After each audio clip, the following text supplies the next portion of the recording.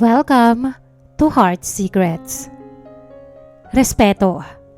Isang bagay na sabi nila ay hindi mo basta-basta makukuha dahil kailangan mong pagtrabahuhan upang ibigay sa iyo ito ng ibang tao.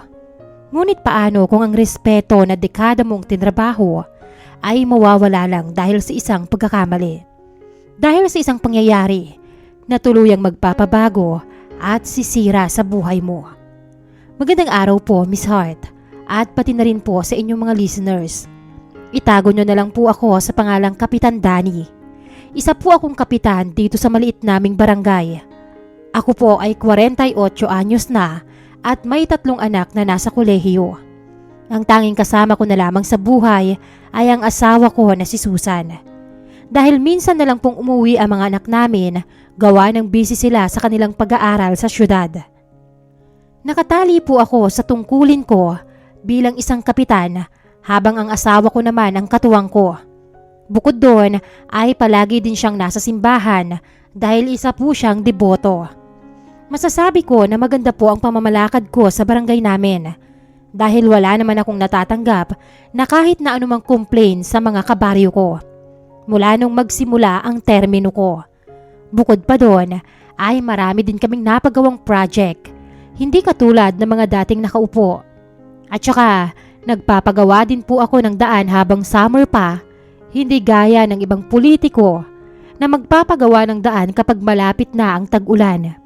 Tapos kapag hindi natapos, ay iiwan na lang na nakatenga hanggang sa susunod na eleksyon. Kap, may bagong lipat daw tayong kabarangay. Magpapa-assist daw sana sa paglipat. Kailangan daw po nila ng truck na magbubuhat ng mga gamit nila. Lumapit sa akin si Abel, ang isa sa mga kagawad ko. Ganun ba? Saan banda ba sila lilipat? Ano ba yan, mag-uupa o may bahay na? May bahay na raw po, Kap. Kayo nga po ang magiging kapitbahay eh. Alam niyo po ba yung bahay ni Aling Marta? Yung matandang hukluba na ubod ng sungit. Yung nakatira sa harap ng bahay niyo dati? Yun po ang nabili nila. Halos maibog ako ang iniinom kong kape dahil sa pagkakadescribe niya kay Aling Marta. Ay talaga ganun ba? Ako kapitbahay ko pala yan eh. Sige, uubusin ko lang itong kape ko at lalabas ako para kausapin sila. Inubos ko ang kape at saka na lumabas ng opisina para puntahan sila sa lobby ng barangay hall. Oh, kayo na ba yung bagong lipat? Ngiting-ngiti kong tanong sa kanila. Ganun po talaga kapag politiko ka, Miss Heart. Dapat magaling kang ngumiti kahit paminsan yung mga taong nasa harap mo ay gusto mo nang sakalin. Opo, Kapitan. Magandang araw po. Ako nga po pala si June. Nagabot ng kamay ang lalaki kaya naman tinanggap ko rin yun. Welcome sa barangay, June. At ito ba ang asawa mo?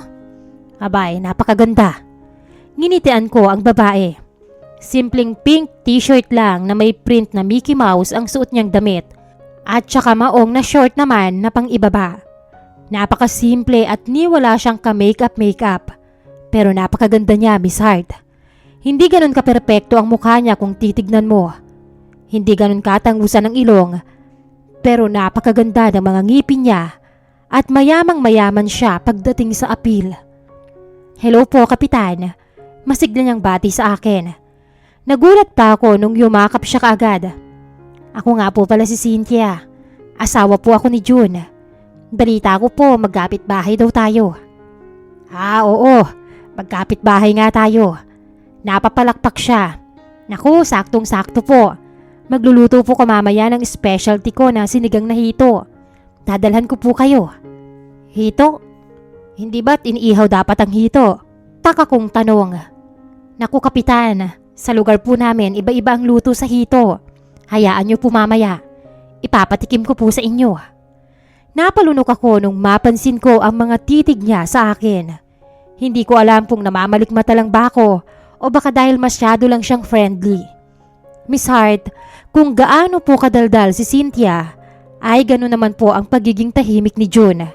Gaya nga ng sinabi nilang concern nila, ay tinulungan namin silang makahanap ng truck para maghakot sa mga gamit nila. Nung mismong araw din po na yun, ay nakapaglipat sila ng mga gamit. At gaya nga ng ipinangako ni Cynthia, ay hinatiran niya kami ni Susan ng sinigang na hito. Ano ba to? Nakakadiri ang itsura. Reklamo ni Susan habang nasa harap kami ng hapagkainan. Paulit-ulit niyang sinandok ang sabaw habang tinitignan ang lumulutang na isda sa mangkok. Napakaraming sabaw. Parang sinandok to galing sa ilog ah. Ano ka ba? Puro ka reklamo. Kumain ka na nga lang. Binigyan ka na nga ng ulam nagreklamo ka pa. Ikaw nga wala kang naibigay dun sa kanila. Sermon ko sa kanya. Aba bakit? Kapag nagbigay ba sila dapat may kapalit? Kung ganun lang pala, di sana huwag na lang silang magbigay. Kapag nagbibigay ka sa tao, dapat bukal sa loob mo. Halos ihampas niya ang sandok sa akin habang naninermon kahit wala naman siyang kaaway. At kapag binigyan ka, Susan, matuto ka ring magpasalamat. Hindi yung puro ka reklamo. Ay nako, Susan, panay ang tambay mo sa simbahan pero yung utak mo, lusaw. Miss Hart, ganun po siguro talaga kapag tumatanda na kayong mag-asawa. Nagiging malamig na ang pakikitungo sa isa't isa. Mas nakikita nyo na ang mga pagkakamali ng bawat isa. At madalas ay naaasiwa na rin kayong magkasama. Hindi ko alam kung lahat ba ay ganoon. Pero sa amin ni Susana ay ganoon po ang nangyayari. Isang bagay na labis kong ikinalulungkot. Syempre po bilang isang lalaki ay nangangailangan din naman kami ng alaga at lambing. Akala ng iba dahil lalaki kami na ang palaging dapat sisihin kapag may problema sa isang relasyon. Pero paano naman kami, yung mga lalaking na ginawa ang lahat para lang mapasaya ang babae? Pero parang walang sumasapat. Palaging galit, palaging may puna. At higit sa lahat, hindi na-appreciate ang mga effort na ginagawa namin. Kinabukasan, isang malakas na katok sa pintuan ang bumulahaw sa masarap kong tulog. Sino ba yan? Malakas na sigaw ni Susan. Puntahan mo kaya at pagbuksan mo. Sigaw ko rin sa kanya. Kayang-kaya ko pong gawing payapa ang barangay namin. Pero hindi ko magawa sa sarili kong pamamahay. Paano ba naman kasi itong asawa ko? Pinaglihi ata sa sama ng loob. Lumaklak yata ng Armalite ang nanay niya nung ipinagbubuntis siya kaya ganito na lang siya ka-talented magbunga nga, Miss Hart. Wala siyang nagawa kung hindi ang bumangon at pagbuksan ng kumakatok sa pintuan. Oh, ikaw pala, Romel. Good morning. Maamong tupa niyang bate doon sa kumakatok. Hay, eto na naman ang mga lintik niyang utang. Bulong ko sa sarili ko. Inis akong bumangon kahit na antok pa ako. Ang sarap pa sanang matulog pero paano ko magagawa yun kung problema na naman ang ibinibigay sa akin ng asawa ko? Hindi na po pwede yan, Aling Susan. Isang buwan nyo na po akong tinatakasan. Akala nyo po ba hindi namin napapansin? Dahil asawa kayo ni Kapitan, inaasahan nyo na may hiyang maningil sa inyo ang mga tao. Napakarami nyo na pong tinakbuhan, Aling Susan. Mahiya naman po kayo. Nagbanting ang tenga ko sa mga naririnig ko. Teka nga lang, Romel. Lumapit ako sa kanila. Ano bang ibig mong sabihin na maraming utang itong si Susan? Kapag ito hindi totoo, malalagot ka sa akin. Kahit na ganun po si Susan, hindi ko naman kayang hindi siya kampihan sa harap ng ibang tao. Huwag ka na makialam dito, Danny. Pumasok ka na dun sa loob, ako na ang bahala rito. Sabi ni Susan. Hindi. Manahimik ka. Kami nitong si Ramil ang mag-uusap. Nang makita niyang galit na ako ay wala siyang nagawa kung hindi ang tumayo sa sulok. Hindi po sa gumagawa ako ng kwento, Kapitan. Kilala niyo naman po ako eh. Sa totoo lang po, nahihiya nga akong pumunta dito dahil sa inyo. Kaya nga po inabot po ng ilang buwan bago ko nagkalakas ng loob na maningil. Marami pong inuutangan ng asawa niyo eh. Magkano ba ang utang sa'yo? 20 mil po, Kapitan. Matalim kong tinitigan si Susan. Sa'yo pa lang ba yan? Wala pa yung iba? Wala pa po. Pero sa pagkakaalam ko, ako po yung pinakamalaking inutangan ni Kapitana. O ganito, sige. Magbibigay muna ako ng 5,000 ha. Pasensya ka na, Romel. Hindi ko rin kasi alam na nangutang na naman ulit sa inyo ang asawa ko. Pasensya ka na. Wala po yun, Kapitan. Pasensya na rin po kayo kung napasugod po ako kaagad dito. Manganganak na po kasi ang asawa ko eh. Nasa ospital po sila pero wala po kaming kapera-pera. Naku, ganun ba? O sige, gagawan ko agad ng paraan ang natitirang 15,000 ha? Nang makaalis si Romel, ay tsaka ako hinarap si Susan. Akala ko ba bayad na ang lahat ng utang mo? Anong kalukuhan na naman ito, Susan? Kasi naman, yung mga kasama ko sa simbahan may mga bagong gadget. Ako lang ang wala. Kaya kumuha rin ako ng cellphone. Cellphone? Nasaan ba ang cellphone na yan? Wala naman akong nakikitang bagong cellphone dito. Taka kong tanong. Ano? Nakatago sa cabinet. Ginagamit ko lang kapag wala ka, tsaka kapag lalabas ako. Nakayuko siyang nagpapaliwanag. Naihilamos ko ang mga palad ko sa mukha ko. Magkano ba yung lintik na cellphone na yan? Bakit naganda utang-utang ka pa ng napakalaking pera? Ang cellphone ko tag 5,000 lang. Ano? Huwag ka munang magagalit ha? Magkano nga? Singhal ko. 86,000. 86? Susan, niwala ka ng trabaho. Palamunin ka lang sa amin ng mga anak mo pagkatapos nakuha mo pang mag-cellphone ng 86,000? Abay, napakalaki mo namang pabigat. Halos gusto ko siyang sakalin ng mga oras na yon, Miss Hart. Lalo pa akong nainis dahil wala siyang maisagot na matino sa akin. Puro dahil sa kasama niya sa simbahan. Ayaw daw niyang mapag-iwanan. At kung ano-ano pang mga walang kwentang bagay ang idinadahilan niya sa akin. Ilang araw at buwan din po naming naging problema yon. Lalo pa at itinatago niya sa akin ang cellphone dahil alam niyang ibibenta ko yon. Pero nung dumating na sa punto na nangangailangan na ng pang-tuition ng anak naming bunso, ay wala siyang nagawa kung hindi ilabas ang cellphone at kusang ibenta yon. Iyak pa siya ng iyak at nagmamakaawa na bilhan ko siya ng kapalit nun. Pero hindi ko ginawa yon, Miss Hart. Masyado na po siyang tumatandang paurong. Nung mga panahong lubog na lubog kami sa problemang ginawa ng asawa ko, isa po si Cynthia sa mga taong palaging nakakakuha ng atensyon ko. Tricycle driver lang po si June na kadalasan ay bumabiyahe kapag gabi. Hindi naman po ganun kadami ang tao sa lugar namin, kaya hindi po ganun kalakas ang pamamasada. Pero kinakaya po nilang tustusan ang pangangailangan ng anak nila dahil tumutulong po si Cynthia. Nagtitinda po siya ng mga merienda at almusal.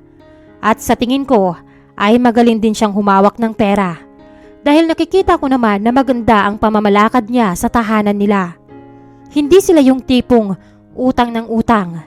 Hindi kagaya ng nakagawian ng mga tao rito sa amin. Maganda na, masipag pa, at saka madiskarte. Minsan ay hindi ko maiwasang maisip yon at mainggit sa pamilya nila. Kapitan Danny, tawag sa akin ni Kagawad Ben. Good morning, Kagawad. Anong atin? Inakbayan ko siya paglapit niya sa akin. Yung ipinapagawa po nating daan, saan po ba yun matatapos? Gaya pa rin sa dati nating plano, Kagawad. Pero siya nga pala, may papasuyo sana ako sa'yo. Pakiasikaso naman yung street light doon sa may tapat nila Cynthia. Napapansin ko kasing patay sindi eh. Baka pagmulan pa ng problema. Jesus, si Kapitan talaga oh. May paborito. Pinauna mo nang ipagawa yung daan sa harap nila tapos ngayon, ilaw naman. Sus, mukhang tinamaan ka sa ganda ng asawa ni Juna. Kumikindat-kindat pa ang loko. Hoy, manahimik ka baka may makarinig sa'yo. Naku Ben, hindi ako ganong klase ng lalaki. Panahimik ka dyan. Mabilis ko siyang tinalikuran pero panay pa rin ang pangaasar niya sa akin. Sa loob ko ay hindi ko mapigilan ang mapangisi. Pero bilang kapitan ay alam kong hindi dapat ako maging masamang impluensya sa mga kababayan ko. Pero Miss Hart, hindi po talaga ganun yon kadali. Akala ko noon hanggang sa isip lang ang pagpapantasya ko kay Cynthia. Na hanggang sa malayong tingin lang ang pwede kong gawin sa nararamdaman kong paghanga sa kanya. Ang mga pasimpleng batian namin sa tuwing umaga, ang mga pag-aaya niya ng kape na tinatanggap ko naman, at ang mga masasayang kwentuhan namin sa bakuran nila, ay nauwi sa higit pang mas malalim na relasyon. Opo, Miss Hart, ang butihin at animoy perpektong kapitan ng Barangay Patin ay naging kabit ni Cynthia. Nakaalis na ba si June? Tanong ko habang pumupuslit sa bakuran nila. Oo, Si Kapitana, tulog na ba? Tanong niya habang palinga-linga rin sa paligid. Mabilis at tahimik ang mga galaw namin habang papasok sa bahay nila. Oo, tulog na siya. Yung anak mo? Tulog na rin. Halika, doon tayo sa kwarto. Ganito po ang routine namin tuwing hating gabi ni Cynthia. Para kaming mga magnanakaw na manluloob sa isang bahay. Ang pagkakaiba lang ay hindi kami magnanakaw ng mga gamit, kung hindi magnanakaw kami ng mga hiram na sandali sa isa't isa, Miss Hart. Paulit-ulit yung nangyayari sa loob ng 2 buwan. At aaminin ko, nung maging kami ni Cynthia, pakiramdam ko ay nabuhay ulit ako. Malambing siya, maalaga. Lagi niya akong tinatanong kung kamusta ang araw ko. Nakikinig siya sa mga kwento ko at ganun din ako sa kanya. Mga bagay na matagal ko nang ipinangungulila sa asawa ko. Miss Hart, masisisi niyo ba ako kung nawalan na ako ng gana kay Susan? Wala siyang ibang inatupag kung hindi ang simbahan, pero imbis na magpakabanal, ay pagiging hipokrita ang mas pinagtutuunan niya ng pansin. Pagiging mabuting asawa na nga lang ang pwede niyang maibawi, pero pati ang gawaing bahay ay ako pa rin ang umiintindi. Sa lahat siguro ng naging kapitan sa barangay namin, ay ako ang may pinakanakakahiyang asawa. Siya lang ang nag-iisang kapitana na naging pabigat sa barangay. Ayos, tulog na siya. Bulong ko sa sarili ko habang dahan-dahan na bumabangon. Gaya ng dati, ay maingat at tahimik ang mga galaw ko. Madilim ang paligid kaya naman sinisiguro kong wala akong maaapakan na makakakalampag o makakapagbigay ng ingay habang palabas ako ng kwarto. Nakahinga ako ng maluwag nang papalabas na ako.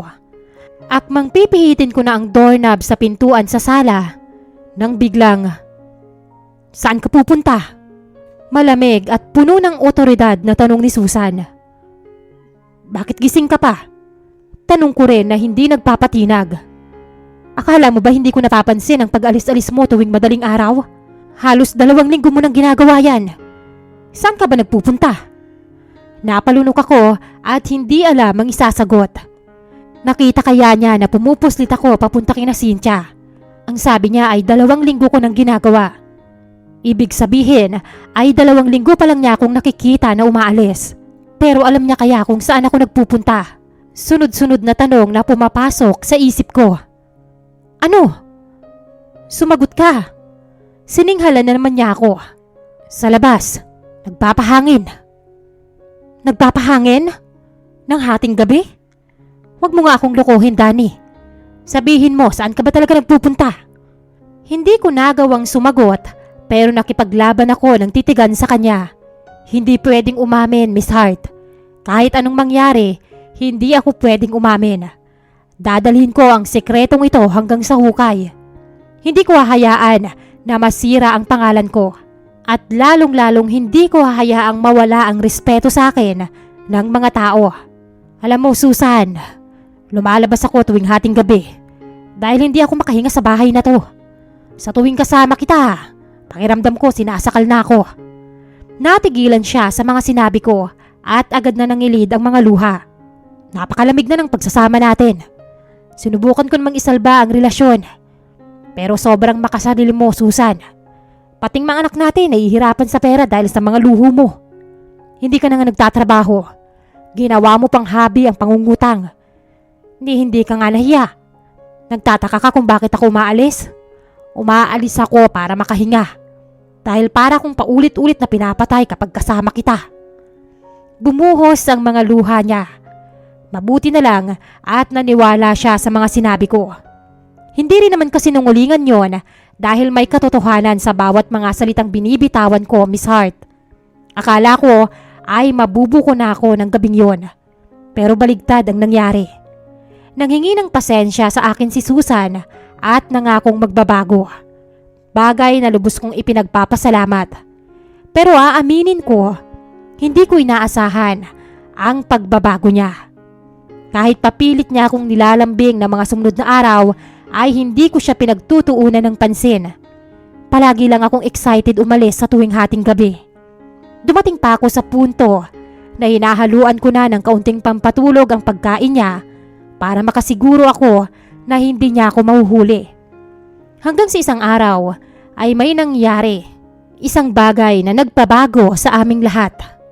Nasa kwarto po ako nila Cynthia noon at gaya ng gabi ay inari namin ang kakaunting oras na meron kami. Pero nasa kalagitnaan kami ng aming ginagawa noon nang may kumatok sa pinto. Hala, nandyan na yata si June. Mabilis na kumabog ang dibdib ko. Bata at matikas pa naman ang asawa ni Cynthia. Takot din naman ako na mabugbog. Bilisan mo, magtago ka sa ilalim ng kama. Tandaan mo, huwag na huwag kang lalabas. Kahit na anong mangyari, ikaw ang talo rito. Dahil ikaw ang kapitan. Ayaw mo namang masira ang pangalan mo, hindi ba? Isang pirasong maliit na tela lang ang suot ko nung sumiksik ako sa ilalim ng kama. Pero Miss Hart, hindi po yun ang pinaka nakakagulat. Nang makita ko ang lalaking pumasok, halos lumuwa ang mata ko nang makita ko si Kagawad Ben. Bakit ka nandito? Hindi ba ang usapan natin tuwing alas 10? Sabi ko naman sa'yo, hindi ka pwedeng pumunta dito ng alas 12 dahil kadalasang bumabalik ng ganung oras ang asawa ko. Syempre, siniguro kong safe tayo. Nandoon pa si June. Mukhang marami pang pasahero ngayon.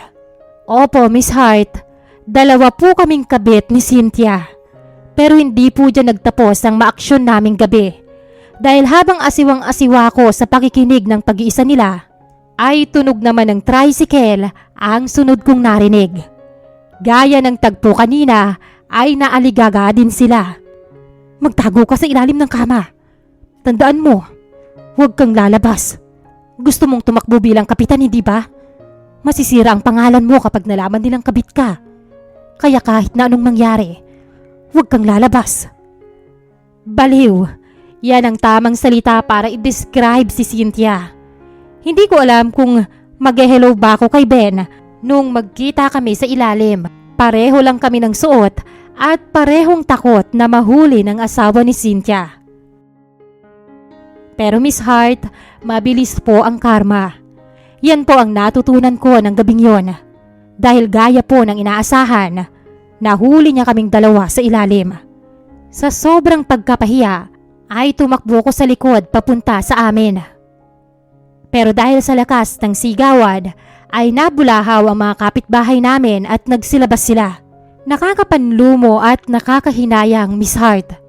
Dahil po sa isang gabing yon, ay nawala ang respetong matagal kong tinrabaho.